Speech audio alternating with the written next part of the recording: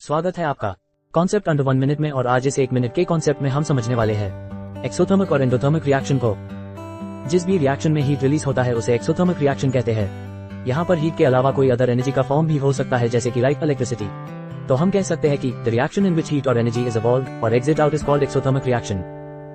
Formation of slaked lime एक exothermic reaction का example है। रेस्पिरेशन भी एक एक्सोथर्मिक रिएक्शन है, क्योंकि इस प्रोसेस में एनर्जी रिलीज होता है।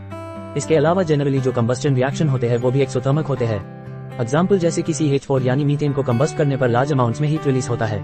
अब जिस भी केमिकल रिएक्शन में हीट या फिर कोई अदर एनर्जी के फॉर्म अब्सॉर्ब होते हैं उसे एंडोथर्मिक रिएक्शन कहते हैं। तो हम कह सकते हैं कि the reaction in which heat और other form of energy is taken in और absorb is called endothermic reaction. जो फोटोसिंथेसिस प्रोसेस है वो एक एंडोथर्मिक रिएक्शन है, क्योंकि इस प्रोसेस में लाइट एनर्जी अब्सॉर्ब होता है। इसके साथ ही जनरली जो डिकम्पोजिशन रिएक्शन है वो एंडोथर्मिक होते हैं।